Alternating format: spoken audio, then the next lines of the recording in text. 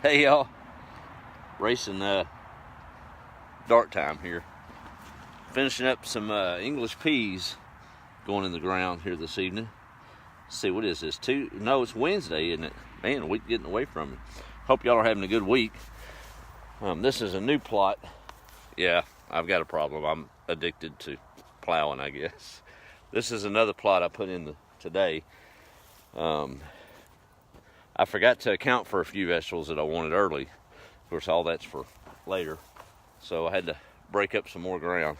I almost made it. I don't think I'm going to make it by dark. I've got some mustard I want to put in. I failed on my fall mustard greens. I say I failed. They grew, but I didn't thin them like I needed to, so they didn't really make the broad leaves that I was familiar with. I guess I could have waited since they're going to seed, but the chickens are loving them, so I picked those and a few of the turnips and throw them on the bed of the chickens in there, and they get after it. So I guess they do have a use after all. I learned my lesson on it, so maybe I can do this a little bit better and thin them when there need to be. But I was thinking, I talked to my sister. She texted me the other day. Got a lot of followers around. I always appreciate it. And she teaches school and works with a first class family of educators down around the Woodlands and elementary education. And one of her colleagues, Keith Wardrop, has been a follower of the Washboard Chronicles for quite some time. He's a master gardener and always has a garden there at the school and teaches the kids about planting and gardening and things of that nature. And she's let me know many times that he thought that I was just an interesting fellow. But never conversed with him and had hoped to meet him, but got a text on, I believe it was Monday or yesterday, that they found him dead in his apartment of natural causes. Died too soon at 50, but really wanted to take a minute and ask y'all to pray for comfort and peace for that family and the kids and all of that. What a shock to a school family of teachers for something so sudden to happen like that. But I'll tell you, I thought it was uncanny. I was talking with her just a moment ago. Wanted to make sure that all that had been notified and it was okay to talk about, and it is. But a story I didn't know, and this is almost freaky. I think we'll call this the Keith garden here, this first early one, because she told me one time she was talking with him and had a question about some washers or some bolts or something. And he said, well, why don't you ask your brother? He'll know. And sure enough, of course, Kimberly didn't know this. I was over here planting what did I plant over here? Lettuce, that's right. And I came across what I thought might be a coin, but no, it's a washer. So maybe he's blessing this old garden. Never even been here. So we'll call this the washer garden. How's that? That'll work. So we got the horseshoe garden, now we got a washer garden. I thought that was pretty neat, a little token. It's all right to look for signs like that, isn't it? Connect things. I think I've always done that. And right or wrong, it helps me through the day, and that's all that matters, right? But do remember that family and extended family in your thoughts and prayers. Sudden death like that never is easy. And of course, kids are resilient and they'll bounce back. I believe the community of master gardeners there in the area is going to take over this year and make sure those elementary kids have a garden as was planned. But I just wanted to mention him in honor this evening. Well, my buddy's coming Friday. I got a couple of buddies actually coming, and he'll be watching this later probably. But he's coming to help plant potatoes, and I went ahead and broke up the last of the weeds. We'll row it up come Friday and plant a couple of rows of potatoes. So that's going to be a treat to have him here. He's come from a long way away, and we'll do a few videos that day, and got another special guest going to stop by late that evening. So y'all have to tune in for all that. I started to get up really early, and it's a little cool this morning. I didn't get out here on the place like I wanted to till later. It reminded me of time I stayed here, right after me and my first wife were married, mother of my kids, we were waiting on an apartment to open up downtown, and we stayed with Mimo, I think 3 or 4 days in that middle bedroom.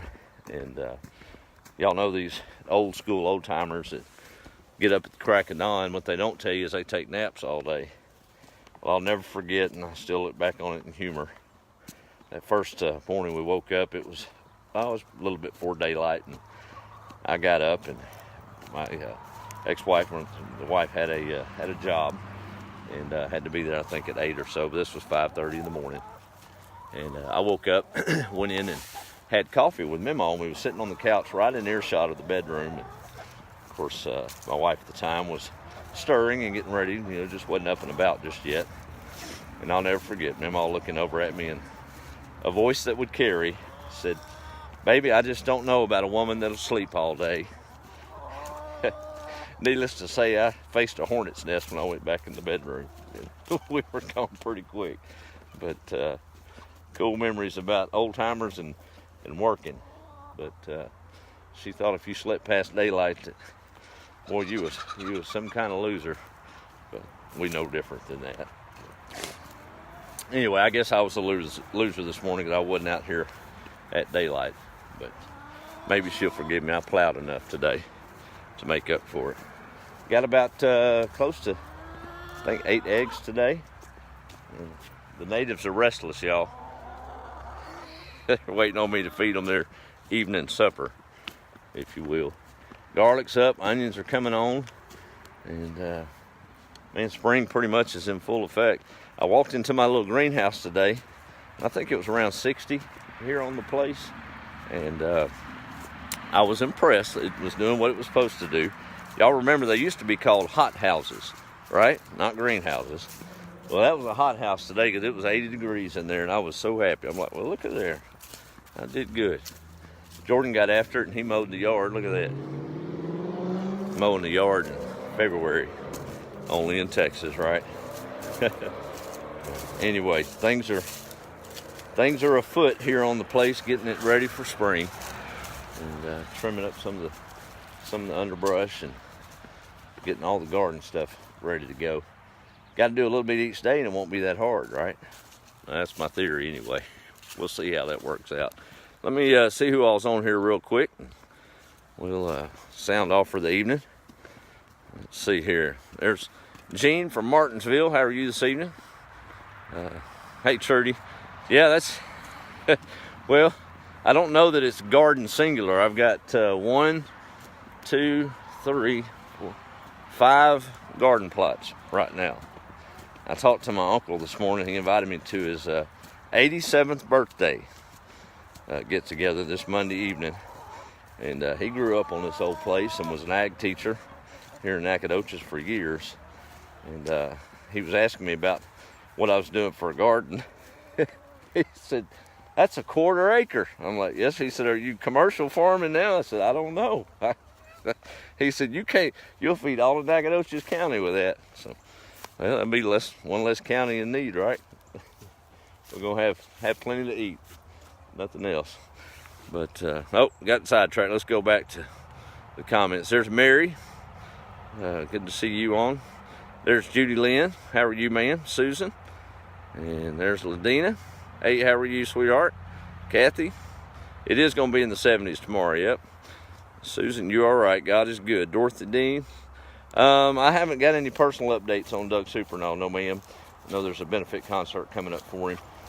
But, yeah, that was rough news there, getting diagnosed with the stage 4. But good guy. He's, of course, had his struggles, but I got to eat chips and salsa with him in Livingston some time ago, and visited with him in his living room once he started to come back, and he's got a good heart and a good soul, and doing good things. Hope that goes well. He's a fighter, so prayers for that.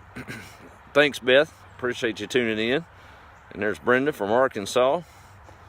Let's see. Trudy. Donna is in Plano. Little Sadie K. I guess that's going to be my 3rd cousin. Was born today. So the Alders clan grows. So that was good news to see a healthy baby born to my cousins today. I think that's third cousin, 1, 2, I can't keep up. We're related somehow, how's that? There's Susan, how are you? Miss Terry Watkins. I'm in Nacogdoches, Texas, right outside the Loop. That's for Terry, answer her question. Carol from Cushion, how are you? 32 in Oklahoma. It was I think it was about 30-ish here this morning. There's Joyce and Susan. I take naps, boy. I take a nap if I can get one. And let's see. There's Beth again and BJ Pitts. Yeah, I love hearing them too. Miss Donna, how are you down Houston Way? Vicky Lee Gosling and Karen. Well, I have to go back down here and let them talk, I guess. There's Lori in Waxahachie. Beth from a much cooler Kentucky. And Terry's in Garland. Let's see, I think I got everybody. There's Deborah. And Trudy. I'm trying to keep up here. Connie's in Blacksburg, South Carolina. My Aunt Pat's on. How are you, ma'am? And there's Angela Williams. Well, let's give y'all a little live shot of these little silly yard birds. But see if I can get them to do it. Sometimes they'll just cower down like that. Isn't that something? We'll just scoop them right up. How about that? Say hello to everybody. Huh? I don't know if she's happy or not. We'll put her back down there with her girls. They are looking to me to get fed. So I guess we better do just that. Cause I don't want to. Ain't no rooster among them, but if they gang up on me, I might be in the bait. Yeah, they're not happy. You hungry? All right, I better get off here.